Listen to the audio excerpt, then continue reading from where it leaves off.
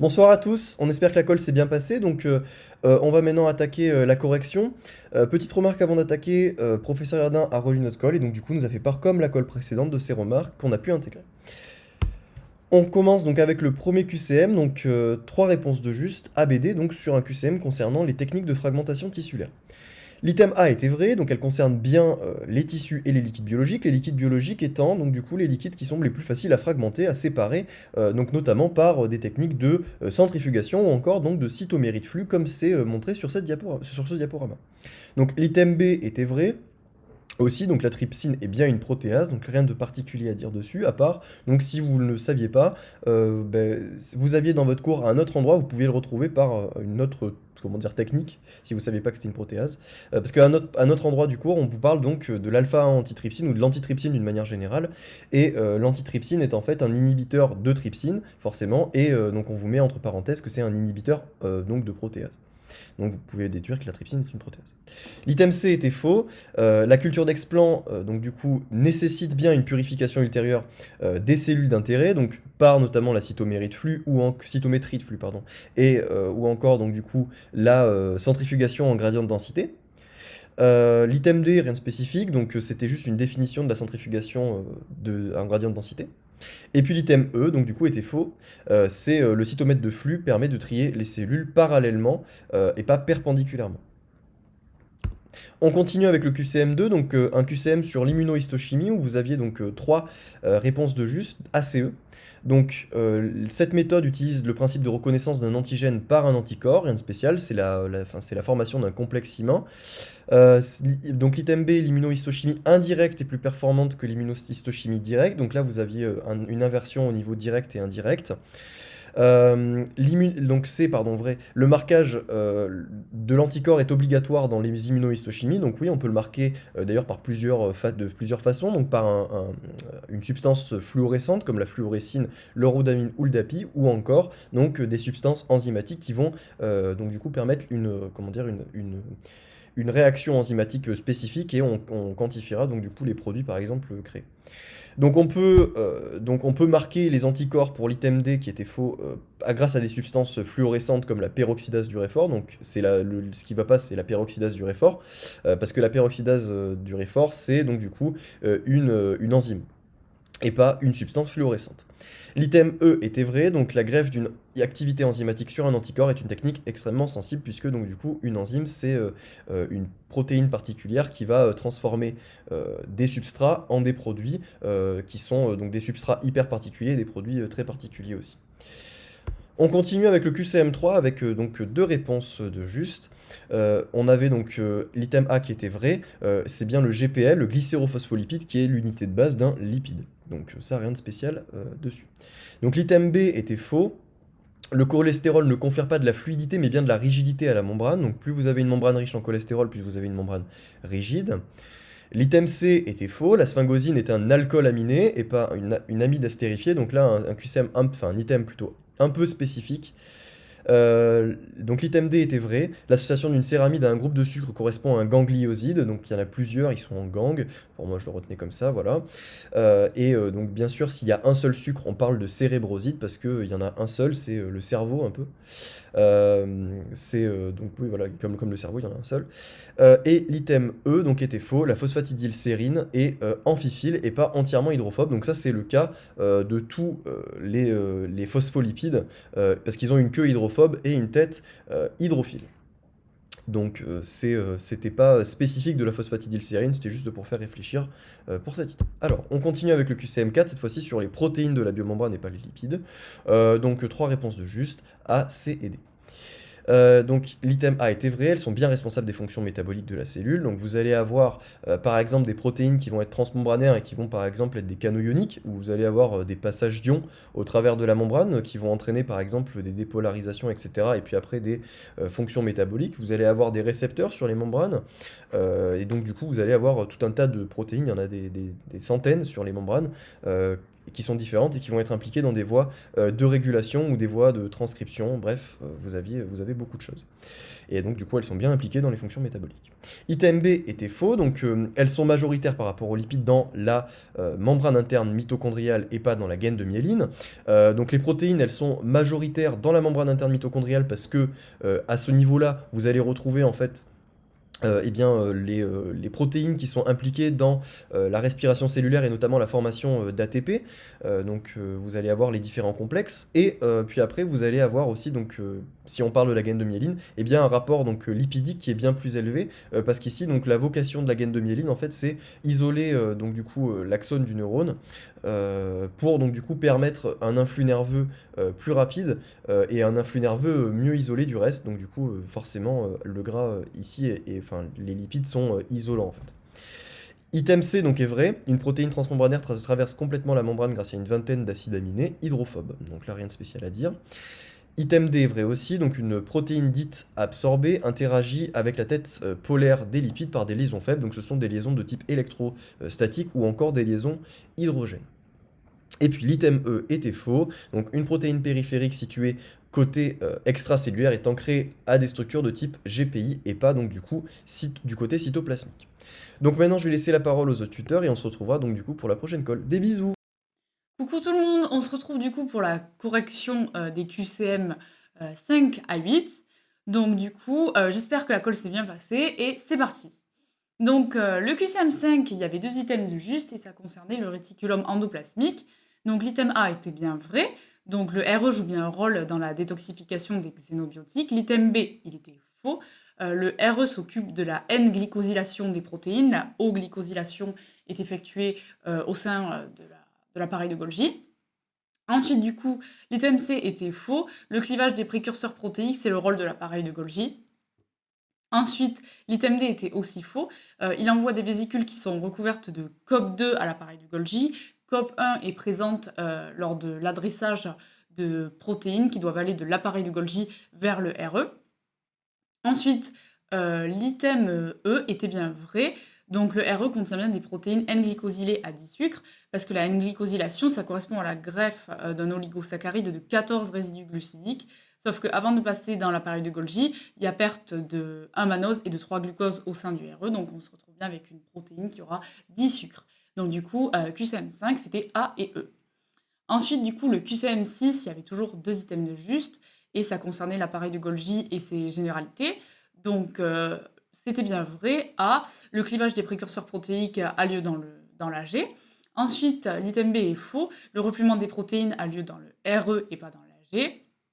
Ensuite, item C, faux. Dans un neurone, il peut y avoir une centaine de dictyosomes au maximum, mais pas un millier. L'item D, il était vrai. Le troisième compartiment est le compartiment médian, c'est celui que l'on voit là. Et ensuite, l'item E était faux. Le cinquième compartiment est le réseau transgolgien dans lequel il y aura une greffe d'acide sialique. Donc le RTG est juste là. Le RCG, lui, est là. Voilà, donc QCM6, c'était A et D. Donc le QCM7, ça a concerné les modifications qui sont subies par les protéines au sein de l'AG. Donc il y avait toujours 2 items de juste, C et D. Donc le A il était faux parce qu'avant le passage au sein de l'appareil de Golgi, il y a une perte d'un mannose et de 3 glucoses, donc c'était inversé. L'item B, il est faux. L'ablation de mannose se produit dans le 6, dans le compartiment 6, mais il a aussi lieu dans le Golgi médian. Donc ensuite, l'item C, il était vrai. Donc les protéines subissent la greffe d'un sucre dans le compartiment trans, et ce sucre correspond au galactose, c'est ce que l'on voit là. Et ensuite, du coup, l'item D, il était vrai. Une protéine sécrétoire subit une greffe de sucre qui a lieu successivement dans le compartiment médian, trans et transgolgien. Donc c'est une greffe successive de N-acétylglucosamine, de galactose et d'acide sialique. Donc on le voit là. D'abord le N-acétylglucosamine, ensuite le galactose et ensuite l'acide sialique. Et ensuite, l'item E, il est faux. Donc une protéine lysosomale va subir la greffe d'un groupement phosphate sur un mannose au sein du cis golgien. Et en fait, c'est ça qui va produire le mannose 6-phosphate dont on parle dans le cours et c'est ici que ça a lieu. Voilà, donc QCM7, c'était C et D. Et pour finir, du coup, le QCM8, qui concernait la haut-glycosylation des protéines dans le système endomembranaire, il y avait 3 items justes. Donc, c'était ADE. L'item A était vrai, parce que c'est bien une modification post-traductionnelle des protéines au sein de l'AG. Post-traductionnelle, parce que, comme son nom l'indique, c'est une fois que la traduction des protéines est effectuée. L'item B, du coup, il était faux. Ça permet la greffe de résidus glucidiques sur le groupement hydroxyle de certaines sérines ou tréonines. L'item C, il était aussi faux. C'est réalisé par des enzymes que l'on appelle les transférases. L'appareil de Golgi possède plusieurs protéases, mais en fait, ça permet de cliver les protéines afin de les activer, vu que les protéases sont impliquées, en gros, quand il faut rompre, en gros, des liaisons peptidiques. Et ensuite, du coup, l'item D était vrai, ça permet la synthèse de protéoglycanes constitués d'une partie protéique qui forme le corps ou le cœur et de la partie glucidique qui correspond aux glycosaminoglycanes. Et ensuite, du coup, l'item E était vrai. Si la protéine est soluble, les protéoglycanes sont excrétés à l'extérieur de la cellule et ça va pouvoir permettre le renouvellement de la matrice extracellulaire. Donc voilà, c'est tout pour moi. Je vous laisse avec la suite de la correction. Bon courage à tous et des bisous. Coucou, bon j'espère que ça va toujours. On va poursuivre du coup la correction de la colle. Donc comme toujours, si vous avez la moindre question, surtout n'hésitez pas à la poser. Donc QCM9, il y avait 2 items de juste, c'était les items B et E. L'item A, il était faux, on vous disait que l'acquisition de la mobilité linéaire avait lieu dans les voies génitales féminines. Donc non, elle a lieu dans les voies génitales masculines. En fait, c'est une mobilité linéaire qui va être inhibée tout de suite par le liquide séminal qui est environnant, c'est-à-dire que dans les voies génitales masculines, le spermatozoïde, il n'a pas besoin de cette mobilité, il se fait un petit peu transporter. Et c'est une fois qu'il sera dans les voies génitales féminines qu'il aura besoin de cette mobilité linéaire qu'il aura acquis du coup dans les voies génitales masculines. L'item C, il était faux. On vous disait que le spermatozoïde franchisse la corona radiata grâce à une enzyme qui est l'acrosine. Donc c'est pas grâce à l'acrosine, mais c'est grâce à cette hyaluronidase pH20. Donc pour franchir la première étape, donc la corona radiata, le spermatozoïde la traverse grâce à ses mouvements flagellaires et grâce à cette hyaluronidase pH20.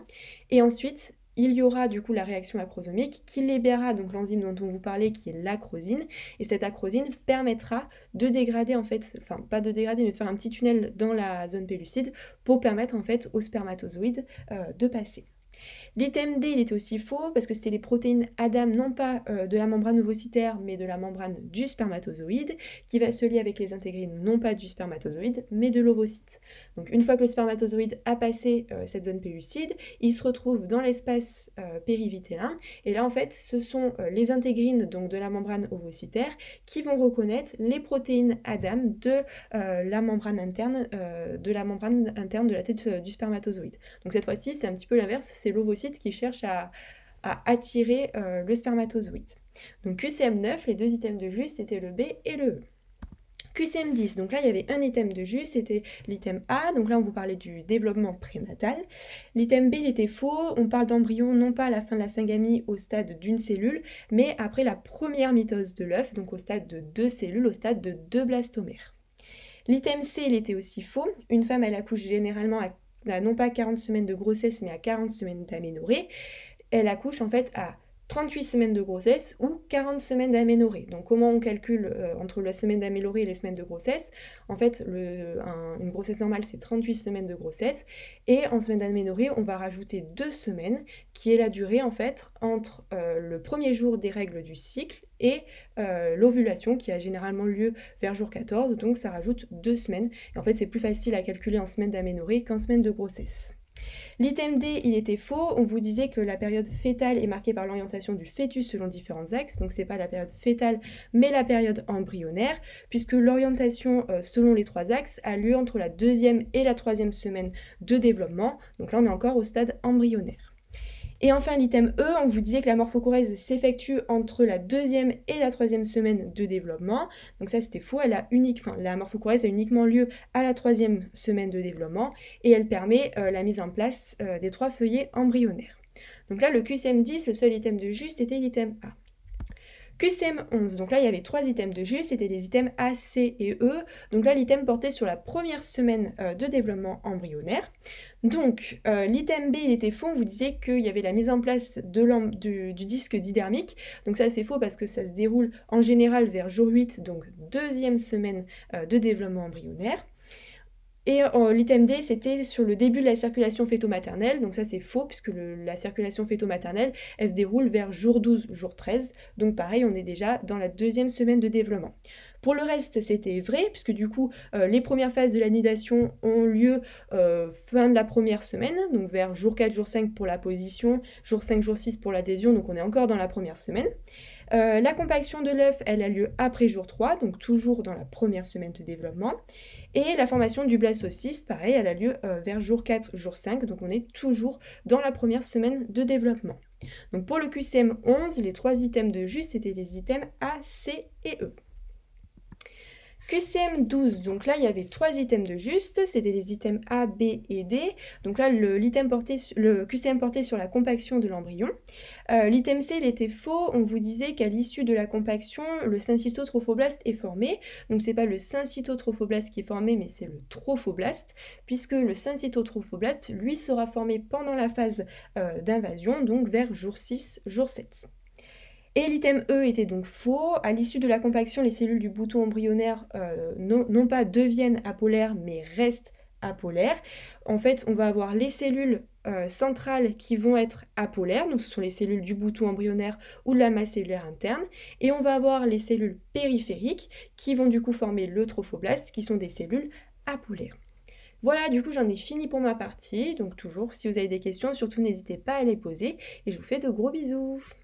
Coucou, alors pour continuer avec la correction de la colle, le QCM 13 c'était AD, donc l'AB elle est fausse puisque elle comprend successivement des étapes donc d'apposition, d'adhésion et d'invasion. L'éclosion en fait elle a lieu durant la phase d'adhésion, juste avant ce schéma ici. C'est en fait lorsque le blastocyste va se débarrasser de sa zone pellucide. Ensuite, l'item C, il est faux puisqu'il va faire intervenir donc 2 structures indépendantes l'une de l'autre. Ça, c'est vrai. C'est le blastocyste et l'endomètre et pas l'ovaire. Le blastocyste, il s'implante dans l'endomètre, donc c'est ces 2 structures-là qui sont importantes à retenir au moment de l'implantation. Après, l'item D, il était bien vrai. Et puis pour l'item E, il est faux puisque le trophoblaste, il sécrète de l'HCG, donc hormone chorionique gonadotrophine. D'ailleurs, quand on fait un test de grossesse, on teste les bêta-HCG, d'accord? Et puis en fait, c'est le corps jaune qui va sécréter la progestérone. Pour le QCM 14, c'était CDE, donc la A, elle est fausse. C'est la phase d'invasion, elle a lieu vers J6, J7. Elle commence vers J6, J7. Avant, c'est la phase d'adhésion, vers J5, J6.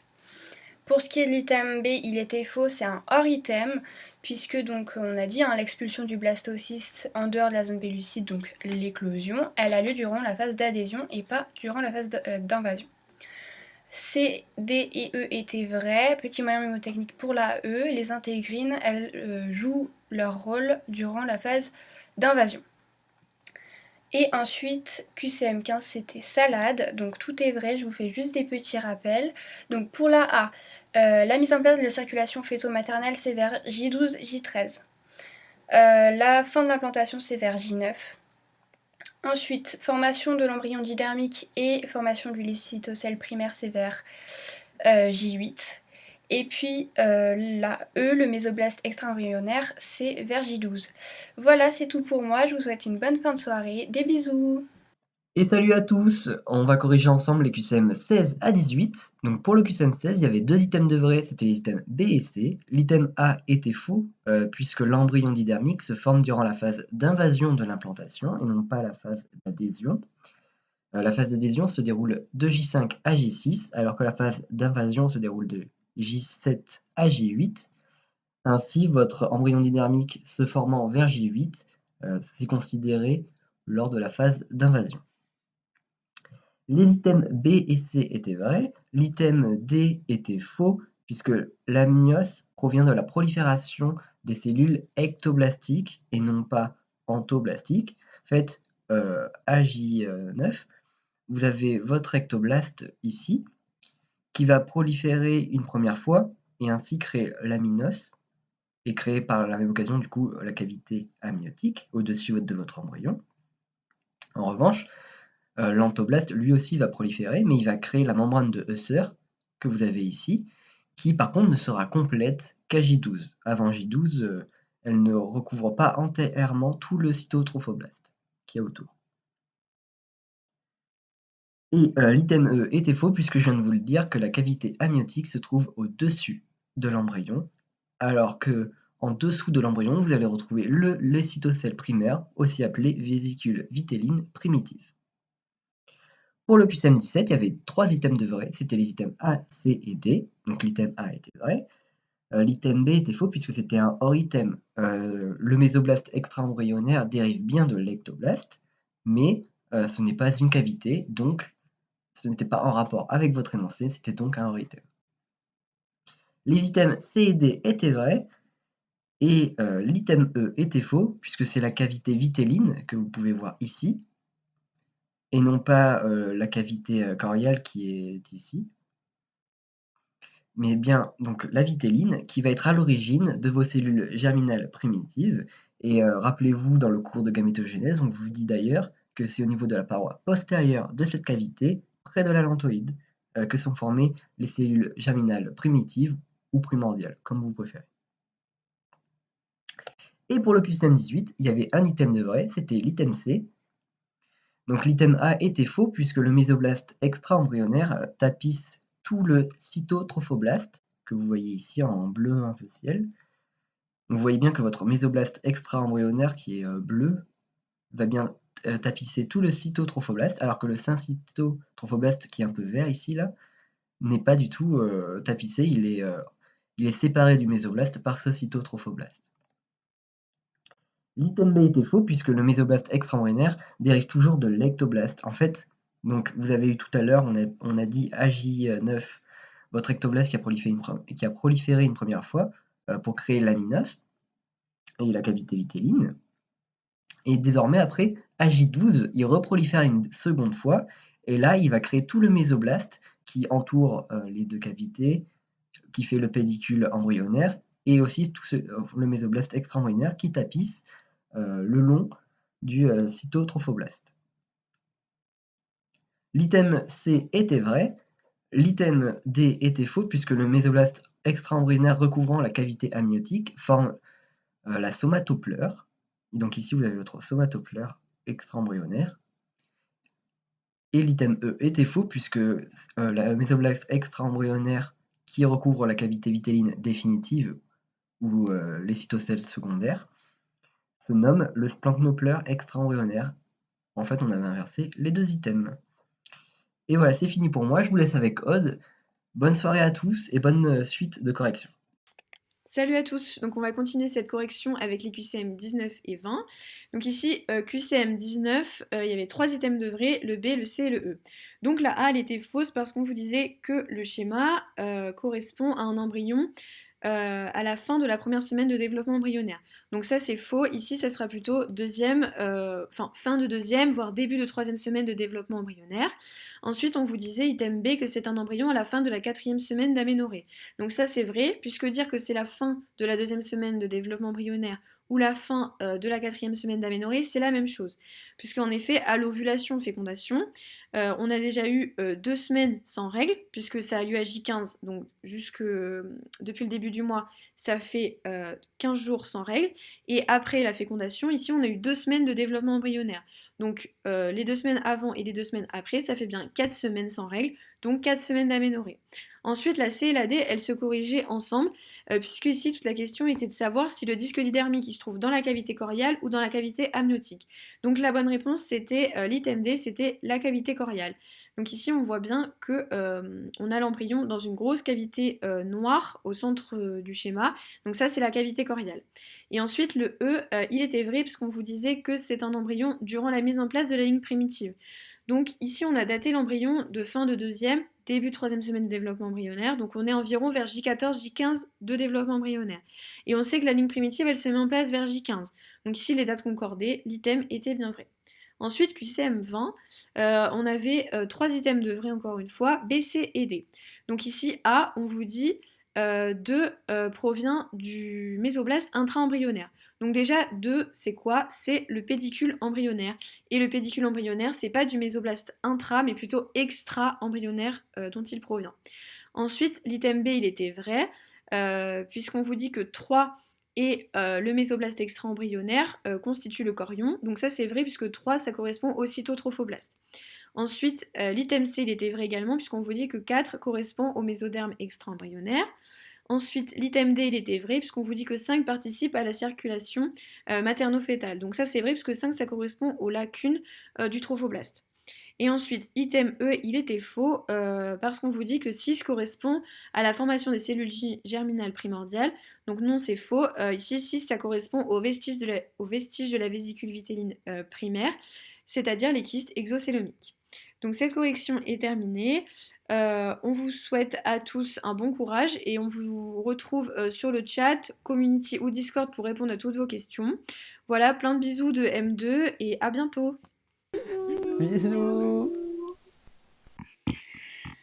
Coucou, on se retrouve aujourd'hui pour la dernière colle avant les partiels blancs. Donc j'espère qu'elle s'est bien passée et on va la corriger ensemble. Pour le QCM1, donc concernant les établissements de soins, les réponses justes et les réponses B et E.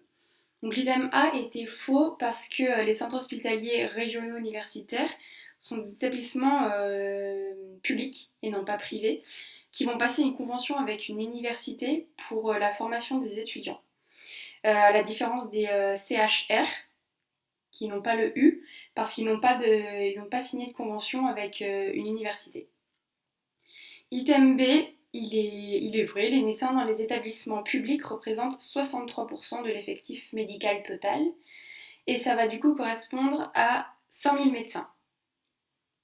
Donc il y aura 100 000 médecins à peu près dans les établissements publics. L'item C était faux, les médecins dans les établissements privés représentent 11,44% et non pas 64,3% de l'effectif médical total. Donc c'est un effectif très inférieur à celui des établissements publics. Pour l'item D, il était faux parce que le pourcentage du personnel médical à temps plein est inférieur et non pas supérieur dans les établissements privés par rapport aux établissements publics. Donc il y a 72,4% du personnel médical à temps plein dans les établissements publics contre 64,3% dans les établissements privés.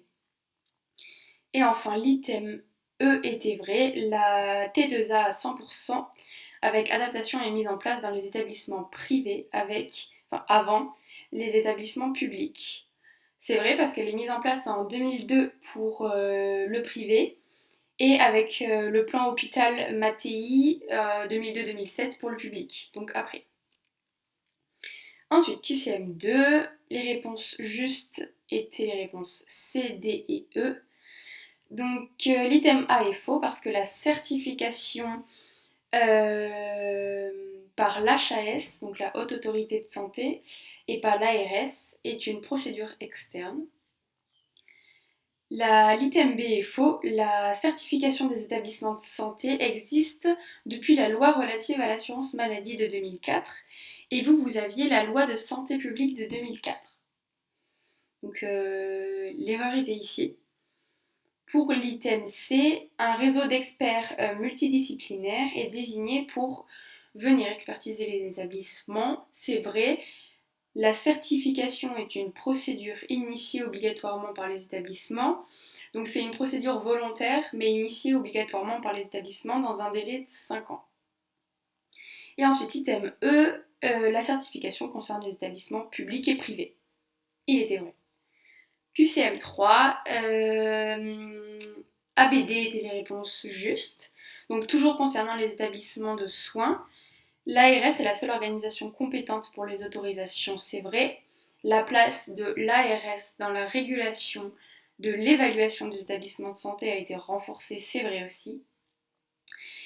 L'item C par contre est faux parce que la régulation de l'évaluation des établissements de santé est représentée par l'ARS, le territoire de santé, et les programmes régionaux de santé, donc PRS, et non pas départementaux. Vous aviez entre parenthèses du coup PDS, et du coup c'est faux. C'est faux à cause de ça. L'item D est vrai, et l'item E, le territoire de santé fixe le nombre d'établissements et non pas le nombre de lits. Mais par contre, il va fixer du coup le nombre d'établissements et le type de lit. Et ensuite, dernier QCM pour moi. Du coup, on change de chapitre. Donc, c'est concernant les indicateurs en santé publique. Les réponses justes étaient les réponses B et D.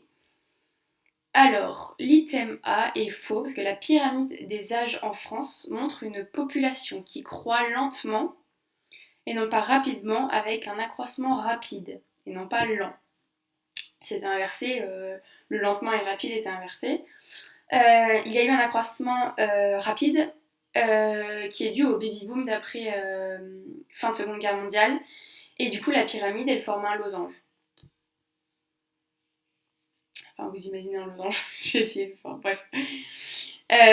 Pour l'item B, la mortalité masculine est plus importante dans les pays développés, c'est vrai. L'item C, les années potentielles de vie perdues représentent le nombre d'années qu'un sujet décédé prématurément n'a pas vécu. Il était faux parce que vous aviez dans votre sujet décédé de mort naturelle à la place de prématurément. L'item D est vrai. Donc le taux conjoncturel de fécondité est le rapport du nombre moyen de naissance de l'année divisé par le nombre de femmes de 15 à 49 ans au milieu de l'année fois 100. Donc faut pas confondre le taux brut de natalité qui est le rapport du nombre de naissances de l'année divisé par la population au milieu de l'année fois 1000. Et enfin, l'item E était faux. Le Limousin a un taux de natalité moins important que la France métropolitaine. Vous aviez plus important. Voilà, il est égal à 9,1 dans le Limousin et à 12,3 pour l'ensemble de la France métropolitaine. Voilà, j'ai fini. Je vous fais de gros bisous et au partiel blanc. Du coup, salut à tous, j'espère que la colle s'est bien passée pour vous. Je vais commencer par corriger le QCM 5. Donc pour ce QCM, les items vrais étaient les items A, C et D. Pour l'item A, c'est vrai, une mort non suspecte se déclarait sous forme d'une notification papier à la mairie. C'est vrai et c'est au passé, puisque maintenant, ça se fait sous forme informatique. L'item B est faux, le taux de létalité, ça correspond au nombre de décès sur le nombre de cas d'une maladie. Et donc le taux de létalité, c'est à bien différencier du taux de mortalité, qui lui correspond au nombre de décès dans l'année. L'item C est vrai, la mortalité évitable, elle peut être liée au risque individuel ou au système de soins. Si c'est une mortalité qui est évitable liée au risque individuel, les risques individuels, ça va par exemple être la consommation de tabac ou d'alcool, alors que la mortalité évitable liée au système de soins, ça va par exemple être si un patient est pris en charge et qu'il vient à décéder parce que la prise en charge n'était pas de qualité, on parlera de mortalité évitable. L'item D est vrai, les tumeurs sont la principale cause de décès en France en pourcentage. C'est vrai, et il ne faut pas oublier que quand on parle de pourcentage, on parle de proportion. L'item E est faux, les tumeurs correspondent au plus grand taux de décès chez les femmes. Ça, c'est un item sur lequel on va pouvoir faire pas mal de pièges. Il y a une différence entre le taux de décès chez les femmes et la proportion de décès chez les femmes. Pour les hommes, ça ne change rien, mais il ne faut pas oublier que la plus grande proportion de décès chez les femmes, c'est les maladies cardiovasculaires. Pour le QCM6, les items vrais étaient les items A, C et E. Pour l'item A, c'est vrai, l'indicateur de morbidité, il permet de savoir quelle est l'importance des maladies dans un pays donné. C'est vrai, parce que quand on se rappelle de ce que c'est que la morbidité, c'est le nombre de décès divisé par le nombre de cas. L'item B est faux. En France, il y a une prédominance des maladies cardiovasculaires et des cancers. L'item C est vrai, les réseaux sentinelles et les données de l'assurance maladie font partie des sources d'indicateurs de morbidité. Attention, c'est de morbidité et pas de mortalité. L'item D est faux, l'incidence est plus intéressante statistiquement que la prévalence. C'est vrai, et en fait on se rend compte de ça parce que l'incidence, c'est le nombre de nouveaux cas, alors que la prévalence, ça correspond au nombre de cas d'une maladie à une période donnée sur la population pendant la période. Et du coup, l'item E, c'est vrai, la prévalence, elle représente bien un volume. Pour le QCM7, Parmi les propositions d'indicateurs de santé publique régionaux en Nouvelle-Aquitaine, on retrouve. Donc là, c'était tout faux. L'item A était faux puisque ce n'était pas l'espérance de vie sans incapacité à 80 ans, mais bien à 50 ans. L'item B est faux, le taux de prescription inadéquate des psychotropes chez le sujet âgé, et non pas chez le sujet jeune, puisque les prescriptions inadéquates de psychotropes chez le sujet âgé, ça va créer des addictions, notamment s'ils sont prescrits de manière inadéquate. L'item C est faux aussi, la prévalence du surpoids et de l'obésité des enfants et des adolescents. L'item D, la prescription médicamenteuse appropriée après un infarctus du myocarde et non pas après un AVC. Et l'item E, le suivi approprié du diabète de type 1 et de type 2. Donc ça, c'est assez compliqué, c'est une partie de cours qui est assez complexe, mais il faut bien tout savoir. Et enfin, pour le QCM 8, concernant les indicateurs en santé publique, le taux de consultation, c'est une mesure de l'utilisation des services de santé, et non pas le taux de praticien. L'item B était faux, les ressources humaines concernent les effectifs des différents constituants des services de santé. C'était bien les ressources humaines, alors que les ressources physiques, elles concernent le nombre de lits hospitaliers par rapport à la population. L'item C était vrai, les ressources financières, elles concernent l'effort consacré par un État au sein de son économie.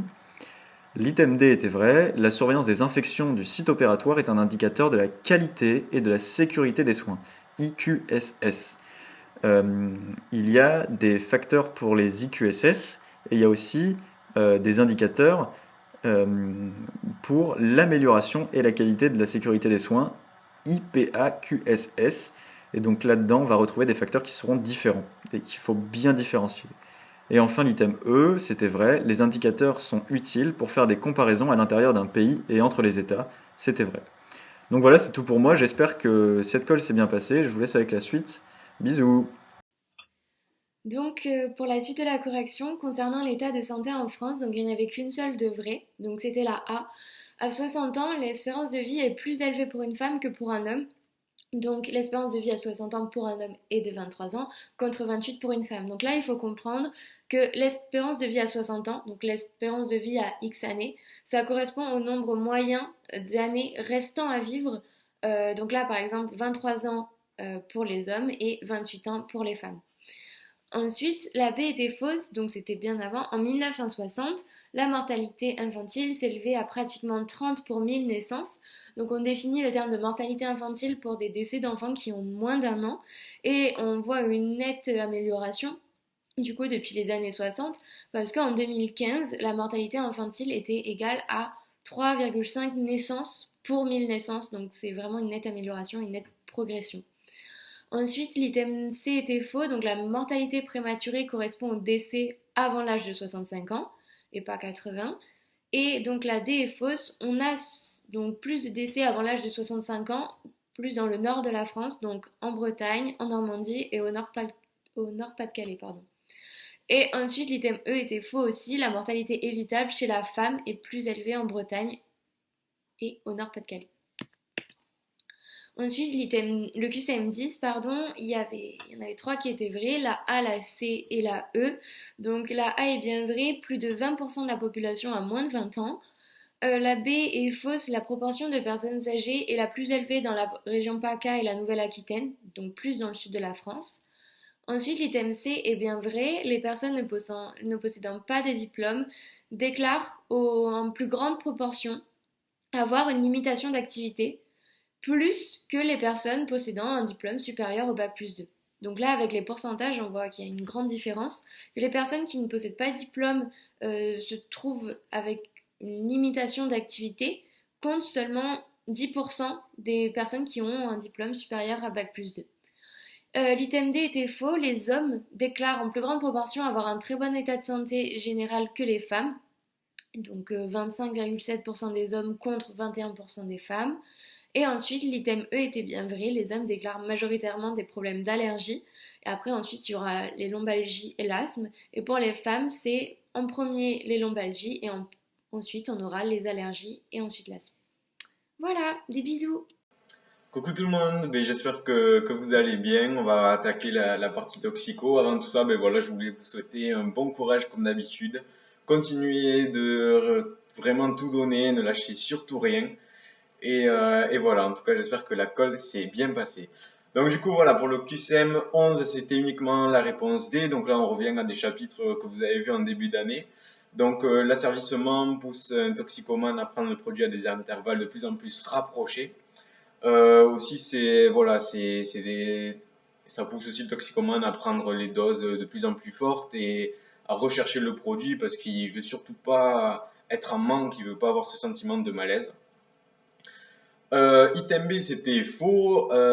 Du coup, en médecine, le terme abus correspond à une utilisation excessive et volontaire. Ça, faites attention toujours à ça. Quand c'est des longues définitions comme ça, vraiment, faites attention à tous les détails. Donc voilà, permanente ou interminente, d'une ou plusieurs substances psychoactives ou non, ayant des conséquences préjudiciables à la santé physique ou psychique. Item C, c'était également faux. Toute consommation de drogue n'est pas synonyme de toxicomanie. Mais ça, voilà, vous avez l'exemple en rappel de l'alcool. Et par exemple, moi, vraiment, c'est pas du tout à faire, mais bon, c'est pas parce que vous fumez un joint par mois que vous allez être toxicomane, quoi. C'est surtout pas à faire. Item D, c'était vrai. Donc, le terme de pharmacodépendance est apparu après celui de toxicomanie. Donc voilà, toxicomanie, moi le terme de toxicomanie, c'est apparu en 1950 et ça a été jugé trop agressif. Bon, après, ça se comprend, genre quand tu vas dire à quelqu'un t'es toxicomane, bon, voilà, alors que si tu dis t'es quelqu'un de pharmacodépendant, je pense que ça passera mieux quand même dans la population générale. Et du coup, ça, c'est un terme qui est apparu en 1969. C'était faux. Oui, il n'y a pas de définition de stupéfiant. L'ONU se contente de les lister, donc faites attention. Et sinon, la drogue est donnée par l'Académie de médecine. Et c'est une substance naturelle de synthèse ou demi-synthèse dont les effets psychotropes suscitent des sensations apparentées au plaisir. On va passer au QCM 12, donc c'était les items A, B et D. Donc item A, c'était vrai, les récepteurs aux opiacés sont les récepteurs mu, delta et kappa. Ils sont impliqués dans la réponse à la douleur, au stress et au contrôle des émotions.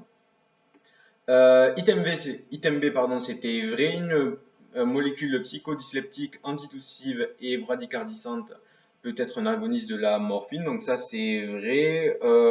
Aussi, pour les agonistes de la morphine, ils peuvent être toxicomanogènes du coup, et aussi ils peuvent être hypothermisants. Voilà. Item C, c'était faux. La méthadone est un agoniste pur de la morphine. Donc voilà, moi par exemple, un antagoniste, c'était la naloxone ou la nalorphine. Donc voilà, et la méthadone c'est un TSO, donc traitement de substitution aux opiacés. Pardon. Item D, c'était vrai, la buprenorphine est en compétition avec la méthadone pour les récepteurs aux opiacés. On rappelle que la buprenorphine, c'est du coup un agoniste partiel, et la méthadone, on l'a vu précédemment, c'est un agoniste, et les agonistes partiels sont en compétition avec les agonistes. Item E, c'était faux. La naloxone est un antagoniste pur, ça, comme je vous l'ai dit tout à l'heure, qui contre les effets de la morphine sans posséder d'effets morphinomimétiques. Donc, morphinomimétiques, c'est les effets physiologiques semblables à la morphine. Et on nous rappelle que la nalorphine est un agoniste-antagoniste de la morphine. On passe au QCM 13, et là, c'était un cas clinique. Ça, c'est intéressant, genre pour bien se mettre en place et pour essayer de ne pas confondre les drogues, etc. Ça, c'est un bon exercice. Du coup, Madame Anita Kikardi, vient consulter car elle souffre de diarrhée importante, n'arrête pas de vomir. Et du coup, on l'ausculte et on se rend compte qu'elle a une fréquence cardiaque et respiratoire élevée. Et elle nous dit qu'elle n'a pas consommé de drogue depuis au moins 12 heures. Donc déjà, quand on voit les symptômes, diarrhée, on n'arrête pas de vomir, fréquence cardiaque et respiratoire élevée, on pense à un syndrome grippal et on se rappelle que l'héroïne, son syndrome de sevrage, il est similaire à un syndrome grippal. On rappelle aussi qu'il y a aussi des contractures musculaires, voilà, les crampes abdominales, ça on connaît tous, je pense. Et du coup, voilà, donc là on sait déjà qu'il s'agit d'un syndrome de sevrage et qu'il s'agit de l'héroïne. Item A, c'était faux. Donc, les effets décrits correspondent aux effets d'un syndrome de sevrage lors d'une consommation d'héroïne. Voilà, il fallait pas confondre avec l'effet flash, qui correspond à un rythme cardiaque et respiratoire qui sont diminués. On rappelle que le syndrome de sevrage a les effets opposés d'une intoxication aiguë. Item B, Madame Kikardi n'est pas sous l'influence de la cocaïne, donc oui, c'est vrai que pour la cocaïne, on retrouve la fréquence cardiaque et une fréquence respiratoire élevée et cardiaque élevée. Par contre, on se rappelle que la cocaïne, genre dans le sang, on la retrouve qu'entre 5 et 12 heures. Et là, on nous dit qu'elle n'a pas consommé de drogue depuis au moins 12 heures.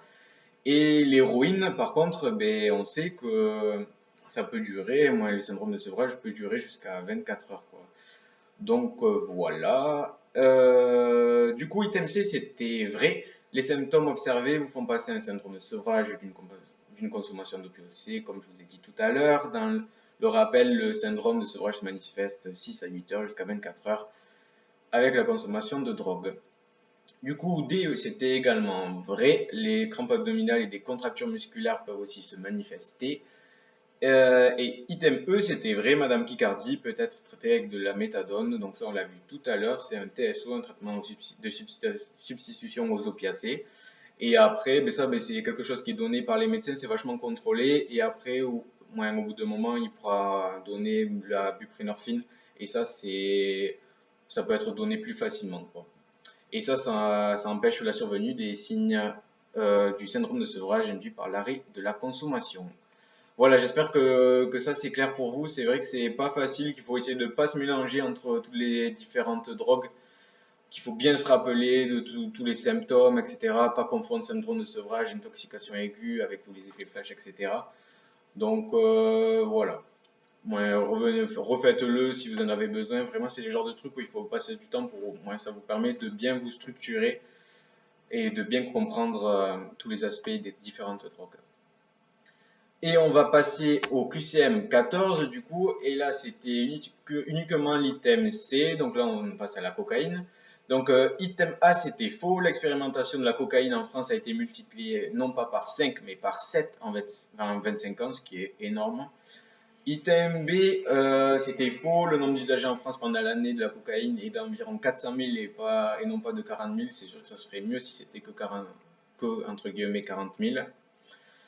Et item C, c'était vrai le nombre d'usagers en France pendant l'année est plus important pour la cocaïne que pour l'héroïne. Donc on se rappelle que l'héroïne c'est 0,2% de la population contre 1,1% pour la cocaïne. Item D, c'était faux. Il existe une dépendance psychique et physique pour la cocaïne. Psychique, c'est une des drogues les plus toxicogènes pour une drogue illicite, et physique, on se rappelle qu'il y a notamment le syndrome de sevrage. Et justement, on va retrouver ça à l'item suivant. L'item E, c'était faux. Les syndromes de sevrage de la cocaïne peuvent se traduire successivement par le crash, puis par le sevrage proprement dit. Donc ça avait été inversé. Voilà, j'espère que ça a été clair. Et je vous souhaite bon courage pour la suite et une bonne suite de correction. Je vous fais des bisous, au revoir. Coucou. Alors, pour le QCM 15, les réponses étaient BDE, donc là A c'était faux. Une personne sur 20 des 18-64 ans a déjà expérimenté le chlorhydrate de cocaïne, donc c'était la fourchette d'âge qui allait pas. Donc pour l'item B, c'était vrai, les hommes sont 2 fois plus nombreux que les femmes à consommer de la cocaïne. Donc en fait, la consommation au cours de l'année de cocaïne pour les hommes, c'est 1,5% et 0,7% pour les femmes. Donc c'était bien 2 fois plus. Donc item C, c'était faux. La consommation de cocaïne touche tous les milieux sociaux et pas que les milieux pauvres. Mais après, on remarque quand même une tendance à la consommation de crack dans les milieux défavorisés et plus de chlorhydrate de cocaïne dans les milieux riches, mais c'est en train de s'harmoniser. La D, c'était vrai, une personne est considérée positive à la cocaïne si on détecte la substance à un taux supérieur à 0,5 nanogrammes par microgramme dans ses cheveux. Donc ça c'était vrai, il faut faire attention aux unités. La E c'était vrai. La durée de détection de la cocaïne est jugée plus élevée chez les gros consommateurs. Donc ça, c'est logique parce que puisqu'ils consomment plus souvent et plus, ils en ont toujours dans leur corps. Donc c'est toujours plus facile à détecter. Donc QCM 16, c'était ACDE. Donc la A, c'était vrai. Un homme sur 20 consomme au moins 10 joints par mois. Alors, du coup, il fallait faire le calcul que 5%, c'était 1 sur 20. Parce que la consommation régulière de cannabis en tout, hommes et femmes, c'est 3%. Et du coup, 5% pour les hommes et 2% pour les femmes. Et du coup, 5%, ça représente 1 sur 20. Et donc, une consommation régulière, c'est plus de 10 joints par mois. Donc là, c'était bien, on était bien dans le cas des 5% qui étaient en consommation régulière de cannabis. Donc, item D, c'est faux. Une personne sur deux, et pas plus d'une personne sur deux, a expérimenté le cannabis à 17 ans. Item C, c'était vrai. Il y a 3 fois plus d'usagers réguliers chez les jeunes de 17 ans que chez les adultes. Donc, l'usage régulier concerne 9% des jeunes de 17 ans contre 3% chez les adultes. Du coup, c'est bien 3 fois plus. Donc la D, c'était vrai aussi. Le volume de distribution du cannabis est plus grand que celui de la cocaïne. Donc, là, il fallait les connaître. Le volume de distribution du cannabis, c'est 4 à 14 litres par kilo et 1 à 3 litres par kilo pour la cocaïne. Et donc la E, c'était vrai aussi. C'était pas facile. On peut retrouver du 11-OH-THC dans le sang d'un usager consommant du cannabis et de la cocaïne. Alors oui, du coup, s'il a consommé du cannabis, dans son sang, il y a forcément du 11-OH-THC. Peu importe qu'il ait pris de la cocaïne ou pas. Donc voilà, c'est juste un petit piège. Item QCM 17, les réponses étaient CD. Donc là, A, c'était faux. Les troubles psychiques aigus liés à la consommation du cannabis sont dose dépendants et pas indépendants. Donc plus on en prend, plus on risque d'en avoir. Et donc la B, c'était faux aussi. Les troubles anxieux sont des troubles psychiques aigus et pas chroniques dus à la consommation de cannabis. Donc la C, à dose récréative, la MDMA peut entraîner des hémorragies cérébrales, c'était vrai. La D, c'était vrai aussi. À forte dose, la MDMA peut entraîner des hallucinations. Donc ça, c'est des propriétés, des effets qu'elle a. La E, c'est faux. La consommation régulière de MDMA peut entraîner une destruction des neurones à sérotonine et pas à dopamine. Et du coup, cette destruction des neurones à sérotonine peut entraîner une perte de mémoire, une dépression, des troubles du sommeil, puisque la sérotonine, c'est quand même l'hormone du sommeil, une agressivité et une accélération du vieillissement. Donc le QCM 18, c'était un petit cas clinique. Donc vous rencontrez monsieur Alextasie qui vous demande à manger parce qu'il a très faim, il ressent pas la fatigue.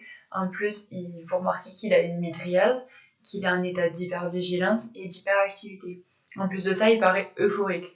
Donc la A, oui, c'était faux, c'était pas qu'il a consommé de la cocaïne, c'était des amphétamines, puisque c'est les effets qu'elle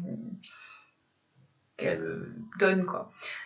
L'hypervigilance, l'hyperactivité, l'euphorie, ça c'est les amphétamines. Donc la B, c'était vrai. Il sera possible de détecter la drogue qu'il a consommée au bout de 4 jours dans ses urines. Du coup, oui, puisque c'était les amphétamines et c'est une de ses propriétés. La C, c'était vrai. Un pH acide de ses urines, au bout de 20 minutes, on peut retrouver 75% de la drogue consommée sous forme inchangée. Du coup, oui, à un pH de 5,6, donc c'est acide, on retrouve bien 75% des amphétamines sous forme inchangée. Contrairement à un pH basique, du coup c'était l'item D, à un pH du coup de 7,5, 8, donc basique des urines, on retrouve par contre un seul des amphétamines sous forme inchangée. Donc le pH, il fait varier la forme des amphétamines retrouvées. Et donc du coup, la E, c'était vrai. La concentration maximale de la drogue consommée par Monsieur Tazi sera atteinte au bout de 2 à 4 heures environ. Et du coup, ça c'était la T-max des amphétamines, donc qui est de 2 à 4 heures, donc c'était bien vrai. Donc voilà pour moi. Coucou les loulous, du coup on se retrouve pour les 2 derniers QCM de cette colle. Donc QCM 19 concernant les drogues et les conduites addictives comme d'habitude. Ici ça concernait les nouveaux produits de synthèse. Du coup item A, les cannabinoïdes de synthèse produisent des effets plus puissants que le cannabis. Il faut faire attention. Item B, c'était faux aussi. Certaines nouvelles substances de synthèse ont un statut juridique clair. Certains sont classés comme stupéfiants, donc statut juridique clair, et d'autres n'ont pas de statut juridique, c'est ce qu'on appelle les legal high. Pour le moment, elles sont légales, mais ça pourrait changer dans le futur.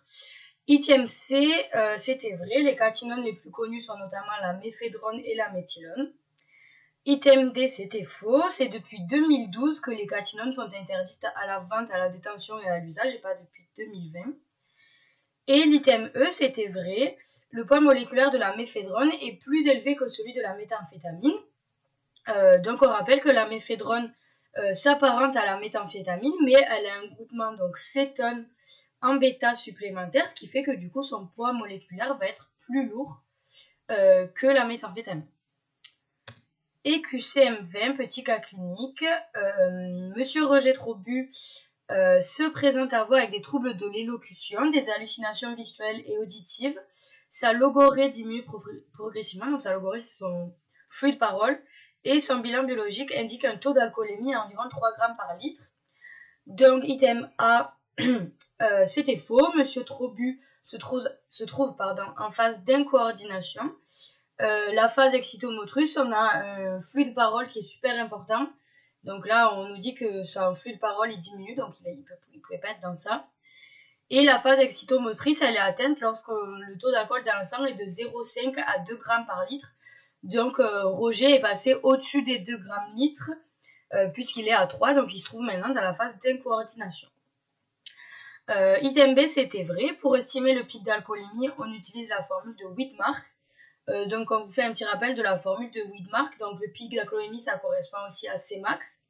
Et donc c'est égal à la quantité en grammes fois le poids, divisé par le poids, fois 0,6 ou 0,5 du coup si c'est une femme. Donc voilà. Item C, il était vrai. Pour obtenir ce taux d'alcoolémie, Monsieur Trobu a dû boire au minimum 12 verres d'alcool. Donc vous faites le petit calcul en dessous. Un verre standard, c'est 0,25 g d'alcool dans le sang. Roger, il est à 3 grammes par litre. Donc 12 verres fois 0,25, ça faisait bien 3 grammes. Item D, c'était vrai aussi. Il peut aussi souffrir d'un syndrome vestibulaire et d'un nystagmus. Un nystagmus, c'est quand les yeux commencent à vibrer, on va dire. Voilà, c'est ça. Et item E, c'était vrai aussi, si Monsieur Trobu continue de boire des verres d'alcool, il pourra développer un syndrome de Mendelssohn. Le syndrome de Mendelssohn, c'est pour le dire comme c'est quand on se vomit dans les poumons. Ça survient quand les personnes se trouvent en état de coma. Du coup voilà, c'est fini pour moi, je vous fais plein de bisous et puis on se retrouve vite.